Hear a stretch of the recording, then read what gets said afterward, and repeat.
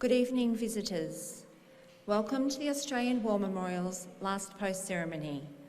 My name is Caris May, and joining us today from the Royal Australian Air Force is Warrant Officer Rex Trow. We welcome the veterans who have served, those that are still serving, and the families that support them. We acknowledge the members of RSL and Services Clubs Association, RSL Victoria and RSL Queensland who are watching the broadcast of this ceremony from around Australia. During this evening's ceremony, wreaths will be laid at the base of the Pool of Reflection by visitors. But to commence this evening's ceremony, I invite you all stand and join in singing the National Anthem.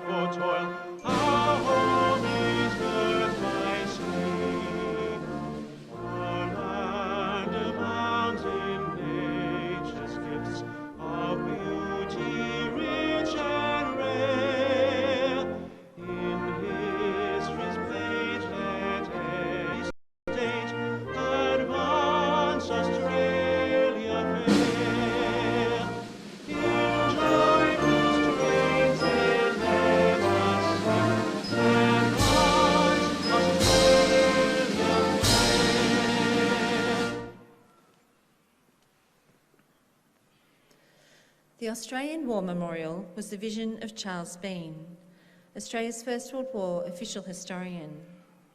Bean landed with the Australian troops on Gallipoli and stayed with them at the front through to the end of the war. The idea of this national memorial and museum came to him at Pozières, France, in the depths of the bloody fighting of 1916. Bean's idea was that this would be a place where families and friends could mourn loved ones buried in faraway places. It would also be a place that could help all Australians understand what these men and women had endured and what they had done for us. Bean's vision, to which we remain true, is best expressed as inscribed at the entrance to the memorial's galleries. Here is their spirit, in the heart of the land they loved, and here we guard the record which they themselves made.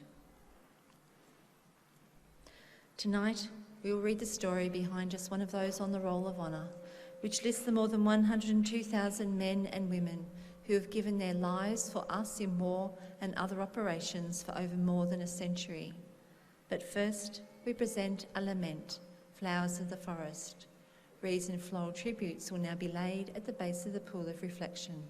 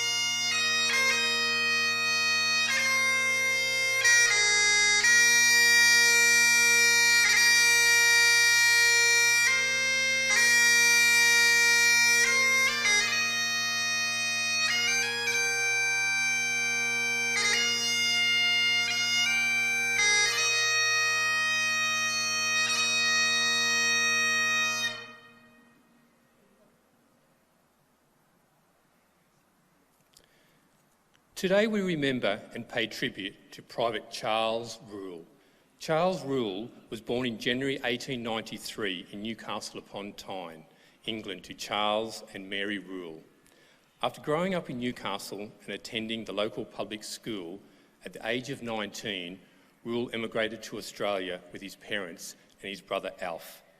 The family settled in Adelaide, where Rule was working as a steward when the First World War began. He was amongst the first to enlist in the newly raised 10th Battalion at Morphettville Racecourse on the 20th of August 1914. 2 months of training followed before Rule and the 10th Battalion left Adelaide aboard the transport ship Ascanius.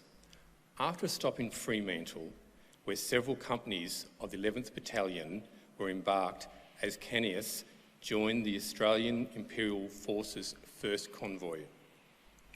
The first convoy began disembarking in Alexandria in mid-December. Several months of hard training in the desert followed, but there were also frequent periods of leave for the men to explore Cairo and its surrounds. The 3rd Brigade, including the 10th Battalion, sailed to Lemnos in preparation for the Gallipoli campaign in early March 1915.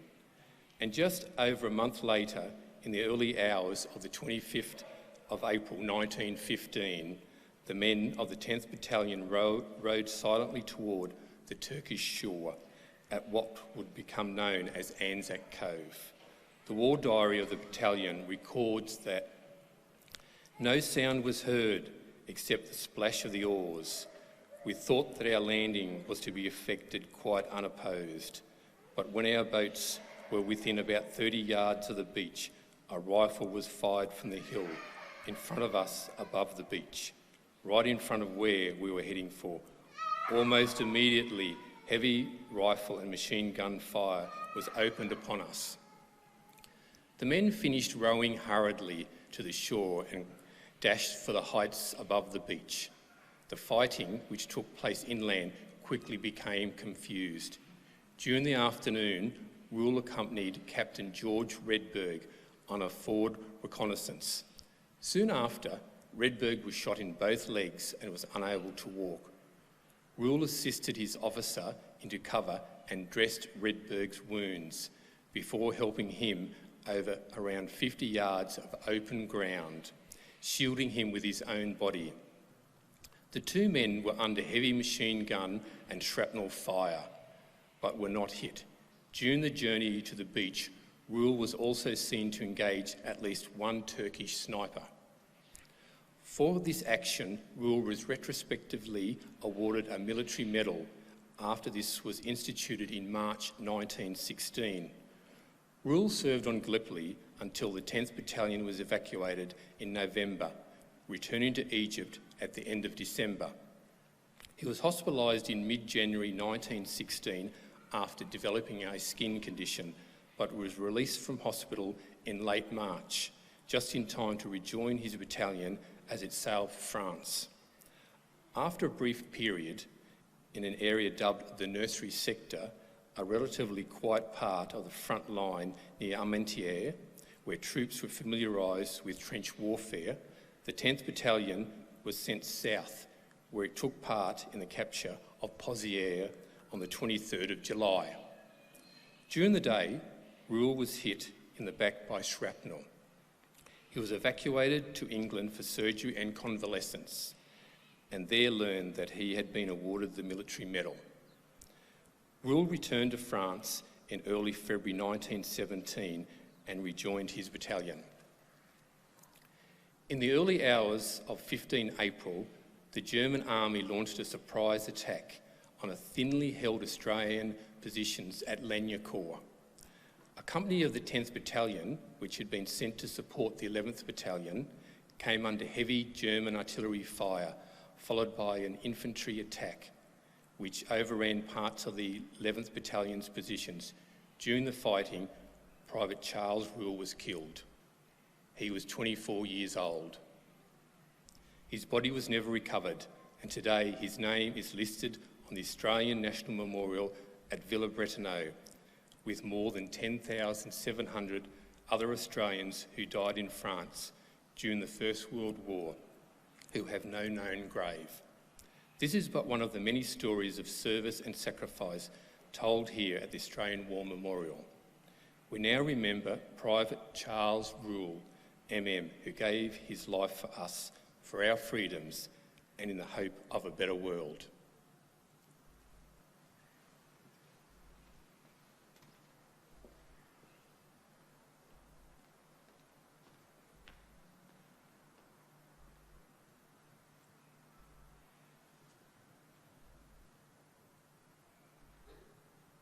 They shall grow not old, as we that are left grow old. Age shall not weary them, nor the years condemn. At the going down of the sun and in the morning, we will remember them. We will remember them.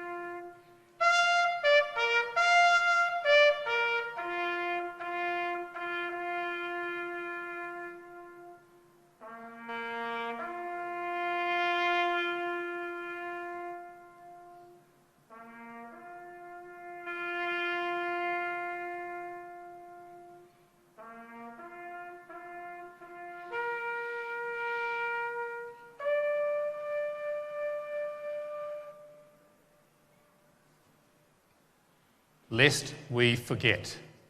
Lest we forget.